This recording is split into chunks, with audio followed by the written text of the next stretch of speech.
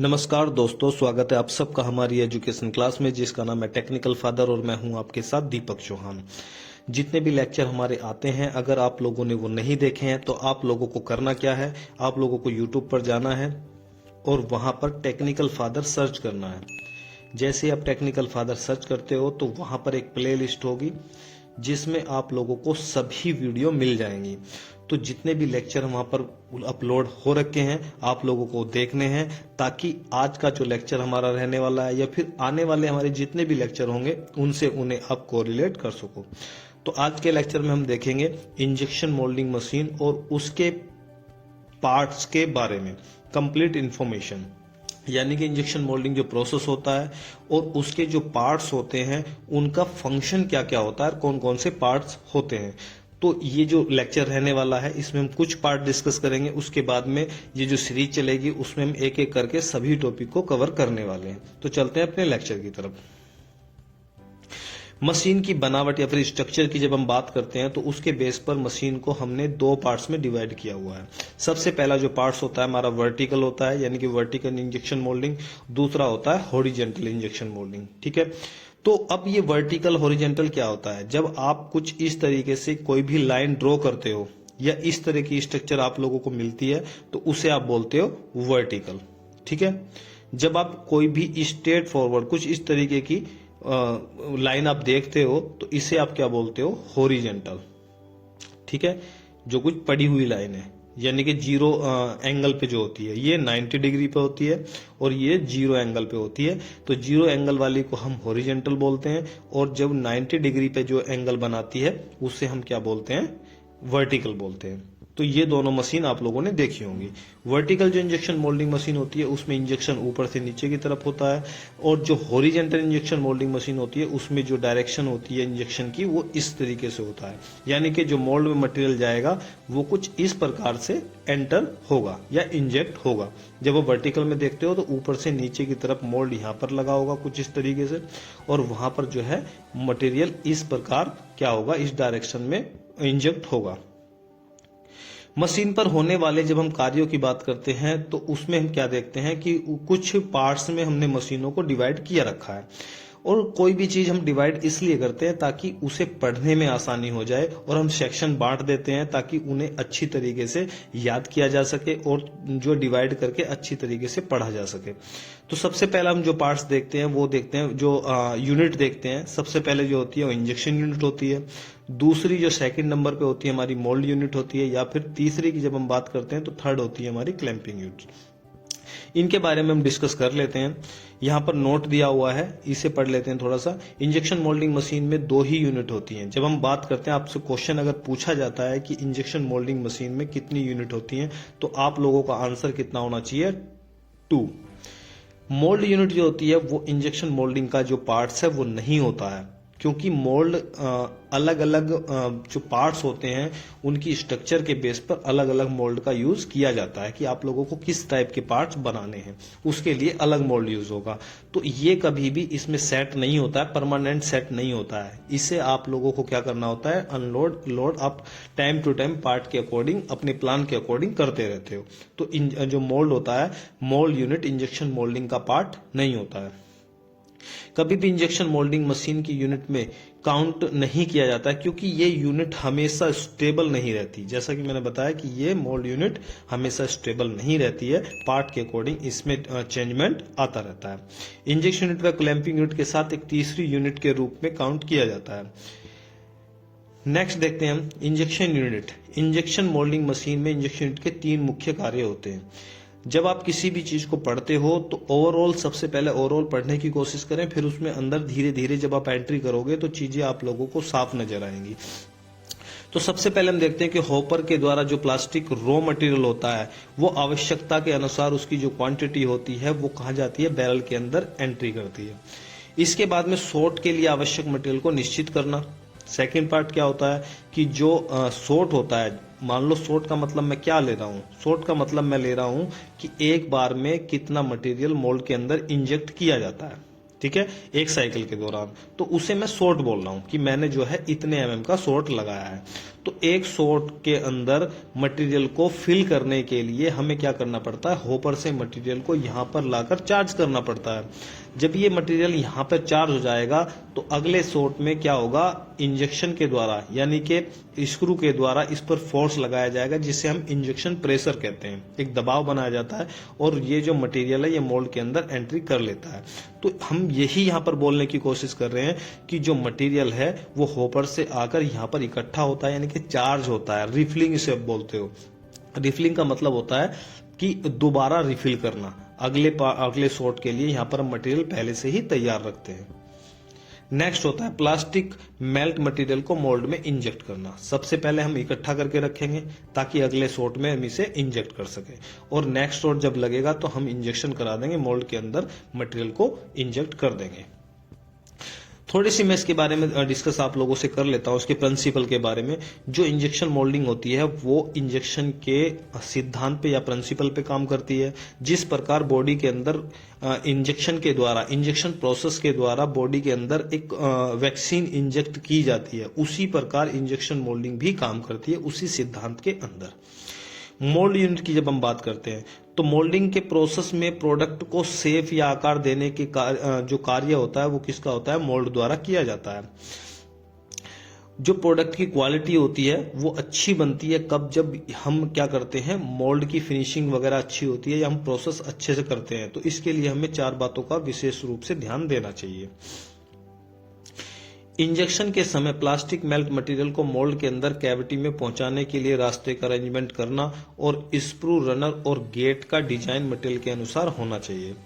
यानी कि सबसे पहले ये चीजें आप लोगों को देखनी है। सेकंड, हमें क्या करना चाहिए, मोल्ड बंद में एयर निकलने की सही व्यवस्था होनी चाहिए, यानी कि प्रॉपर वेंटिंग होनी चाहिए। वेंटिंग वर्ड आप लोगों ने सुना होगा, लेकिन आप सोच रहे हो कि ये नया है। नया नहीं है।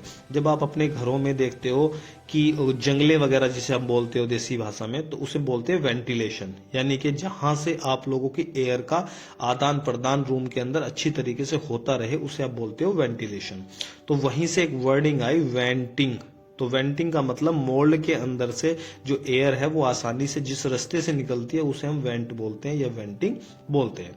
तो इसका जो प्रॉपर है वो एक प्रोसीजर होना चाहिए, एक जो वे है, रास्ता है, बिल्कुल क्लियर होना चाहिए, जहां से जो एयर है वो आसानी से रिलीज हो सके। मोल्डिंग प्रोडक्ट के सरफेस जो सतह होती है पर एयर बबल आते हैं और काले धब्बे दिखाई देते हैं, इसलिए मोल्ड की वेंटिंग की व्यवस्था करनी चाहिए। और यहां से एक क्वेश्चन काफी फेमस है, अगर वेंटिंग प्रॉपर नहीं होगी तो क्या प्रॉब्लम आ सकती है। तो अगर वेंटिंग प्रॉपर नहीं है तो वहां पर जो गैस होगी वो वहां पर एक तरीके से ट्रैप हो जाएगी। जब ये ट्रैप होगी तो मटेरियल के उतने ही पार्ट्स पे ये जला देती है उसे। ठीक है, येलो कलर का एक मार्क आता है जिसे आप बोलते हो बर्न मार्क।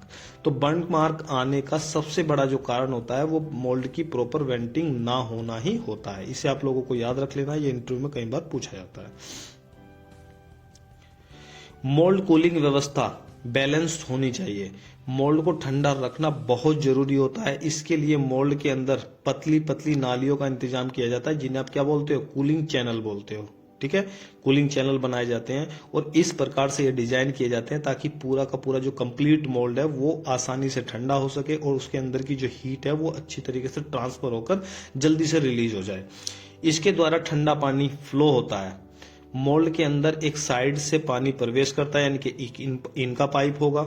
अगर ये मोल्ड है आपका तो मोल्ड में आप लोग देखोगे कि इस तरीके के कूलिंग चैनल आप लोगों को देखने को मिल जाएंगे। अगर ये इन है तो यहाँ पे आउट होगा, ये इन है ये आउट होगा, ये इन है ये आउट होगा, ये इन है ये आउट होगा। तो एक में आप लोग इनका पाइप लगाते हो यानी कि पानी की सप्लाई देते हो, और दूसरे से आपको पानी की सप्लाई को कूलिंग टावर तक वापस भेजा जाता है। ये गर्म पानी होता है, यानी कि इन से आप लोगों का ठंडा पानी आता है मोल्ड के अंदर और आउट से आप लोगों का गर्म पानी कूलिंग टावर तक जाता है। इसलिए मोल्ड कूलिंग व्यवस्था बैलेंस होनी चाहिए। चौथा हमारा क्या होता है, प्रोडक्ट की क्वालिटी को अच्छा करने के लिए मोल्ड से प्रोडक्ट को बाहर निकालना होता है। इसके लिए इजेक्टर सिस्टम लगा होता है। ठीक है, इजेक्टर सिस्टम का काम क्या होता है कि मोल्ड के अंदर से जो पार्ट होता है उसे रिलीज करने का ये काम करता है, उसे निकालने का, बाहर निकालने का काम करता है। क्लैंपिंग यूनिट, नेक्स्ट हमारा जो टॉपिक था वो क्लैंपिंग यूनिट था। मोल्ड की क्लैंपिंग के लिए 2 सिस्टम प्रयोग किए जाते हैं, ठीक है। यहाँ पर 2 नहीं आएगा, यहाँ पर 3 आएगा, ठीक है। सबसे पहला होता है हमारा टॉगल टाइप क्लैंपिंग, दूसरा होता है हमारा हाइड्रोलिक टाइप क्लैंपिंग या रेम टाइप भी हम इसे बोल देते हैं। आप लोगों ने देखा होगा कि मोल्ड के पीछे एक बहुत बड़ा मोटा सा पिलर आप लोगों ने देखा होगा, ठीक है। कुछ इस तरीके से मैं आप लोगों को दिखा देता हूं। ये मोल्ड है आप लोगों का, यहाँ पर एक मूविंग प्लेट लगी होगी, यहाँ पर एक फिक्स प्लेट लगी होगी, तो यहाँ पर कुछ इस तरीके का बहुत मोटा पिलर होता है। ये जो पिलर होता है इसके पीछे पूरा हाइड्रोलिक सिस्टम काम करता है, ठीक है। कुछ इस तरीके से आप लोगों ने देखा होगा। तो ये जो हाइड्रोलिक टाइप क्लैंपिंग है इसे ही हम बोलते हैं ram type clamping. Hydraulic type भी इसे बोलते हैं और रेम टाइप, दोनों हम इसे बोलते हैं क्योंकि ये इसे रेम बोलते हैं, ठीक है। टॉगल टाइप क्लैंपिंग ये एक मैकेनिकल सिस्टम है, ठीक है। इसमें छोटा सिलेंडर लगा होता है और ये मैकेनिकल जो प्रिंसिपल है उस पे काम करता है। ये हाइड्रोलिक है और ये मैकेनिकल है। टॉगल टाइप क्लैंपिंग के लिए और तीसरा जो होता है हमारा होता है हाइड्रो मैकेनिकल, ठीक है। हाइड्रो मैकेनिकल सिस्टम, यानी कि इसका हमने क्या ले लिया, मैकेनिकल ले लिया, इसका हाइड्रो ले लिया, हाइड्रोलिक ले लिया और दोनों को कॉम्बिनेशन करके हमने एक तीसरा जो क्लैंपिंग सिस्टम है वो बनाया जिसका नाम हमने रखा हाइड्रो मैकेनिकल सिस्टम, ठीक है। टॉगल टाइप क्लैंपिंग के लिए सिस्टम लीवर की विधि पे कार्य करता है, ठीक है। जैसे आप लोगों ने लीवर देखा होगा कि एक तरफ से आप लोगों ने एयर का जो प्रेशर है छोटे वाल से बनाया और उससे जैसे आप गाड़ी वगैरह आप देखते हो कि गाड़ी धुलते हैं तो उसके ऊपर एक जो है पूरा का पूरा सिस्टम बना होता है कि गाड़ी को उठाने के लिए। अगर आप जैक वगैरह देखते हो वो सारा का सारा लीवर के सिद्धांत पर ही कार्य करता है। आप लोगों की जेसीबी देखी होगी, मट्टी उठाने वाली जो होती है, खुदाई करने वाली होती है, वो भी लीवर के सिद्धांत पर ही कार्य करती है। कॉम्बिनेशन इंजेक्शन मोल्डिंग मशीन की जब हम बात करते हैं तो मोल्डिंग जो मशीन होती है वो प्रोसेस के अकॉर्डिंग कई सारी होती है, वो एक प्रोसेस नहीं होता है। आपने गैस असिस्टेड इंजेक्शन मोल्डिंग भी देखी होगी, वाटर असिस्टेड भी इंजेक्शन मोल्डिंग देखी होगी, आपने को इंजेक्शन मोल्डिंग भी देखी होगी जिसमें डिफरेंट टाइप के जो कलर हैं वो पार्ट्स आप बना सकते हो। एक ही पार्ट के अंदर आप 2-2 लेयर के अलग अलग कलर के भी प्रोडक्ट बना सकते हो। ये किससे संभव है, आपकी को इंजेक्शन मोल्डिंग मशीन से संभव होता है। तो यहाँ पर कुछ 2 प्रकार की मशीनें दी हुई हैं, simple semantic of screw machine, simple semantic of plunger type machine. यानी कि सबसे पहले हम क्या यूज करते थे, प्लंजर यूज करते थे। प्लंजर में बहुत सारी प्रॉब्लम हमारे सामने आती थी, हमें इसके लिए एक टॉर्पिडो भी यूज करना पड़ता था। टॉर्पिडो का कई बार क्वेश्चन पूछा जाता है, तो टॉर्पिडो का आप थोड़ा सा मैं बता देता हूं। ये आप लोगों का टॉर्पिडो लगा हुआ है, ये जो है ये टॉर्पिडो लगा हुआ है। इसका काम होता है जो मास होता है, मटेरियल का जो मास होता है उसके डिस्ट्रीब्यूशन के लिए यूज किया जाता है। कारण क्या होता है, जैसे आप लोगों का ये बैरल है और मैं पुराने समय की बात कर रहा हूं जब हमारा प्लंजर हुआ करता था, स्क्रू नहीं हुआ करता था, मैं उस समय की थोड़ा आप लोगों से डिस्कस कर रहा हूं। तो जब इसके अंदर मटेरियल भरा हुआ है, पिस्टन कहाँ होगा, पिस्टन तो यहाँ पर होगा, जब चार्जिंग हो जाएगी तो पिस्टन यहाँ पे आ जाएगा। तो ये जो मटेरियल यहाँ पर स्टोर है, तो अब जो हीटर लगे होते हैं वो आप लोगों को पता होगा कि वो बैरल के ऊपर सरफेस पर लगे होते हैं। और अगर मैं एक बात और आप लोगों से डिस्कस करूं कि जो प्लास्टिक का अगर एक टुकड़ा आप लोग लेते हो, इस तरीके का टुकड़ा लेते हो, उसे आप यहां से गर्म करने की कोशिश करना, यहां से गर्म करना, लेकिन आप लोगों को 1 साल हो जाएगा यहां से गर्म करते करते, लेकिन वो यहां से गर्म नहीं होगा।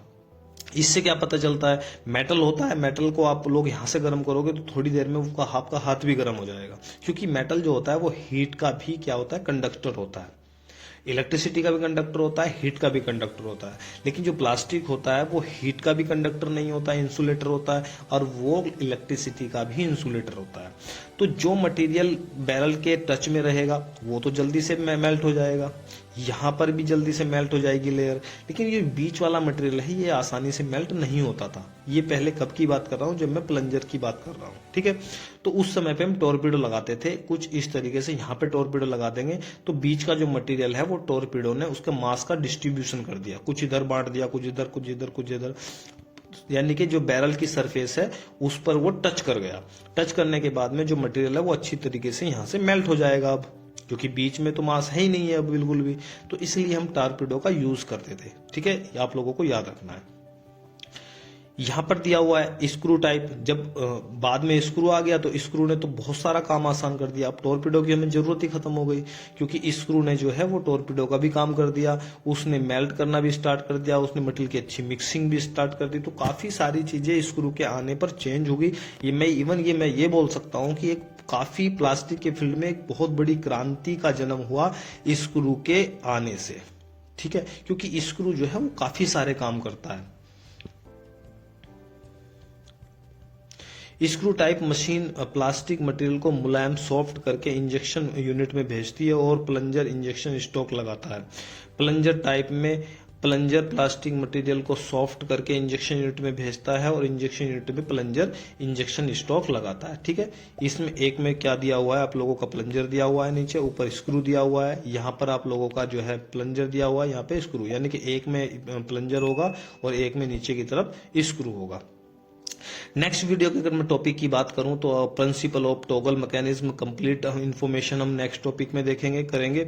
हाइड्रोलिक टाइप इंजेक्शन मोल्डिंग को हम नेक्स्ट टॉपिक में देखेंगे। स्क्रू टाइप इंजेक्शन मोल्डिंग अच्छी क्यों मानी जाती है, यानी कि प्लंजर टाइप और स्क्रू टाइप में हम क्या करेंगे, थोड़ा डिफरेंस करने की कोशिश करेंगे कि क्या फायदा होता है और कौन सी बेहतर होती है। ठीक है, और टॉगल टाइप और हाइड्रोलिक टाइप सिस्टम में भी हम क्या करेंगे, थोड़ा सा एक तरीके से डिफरेंस करेंगे।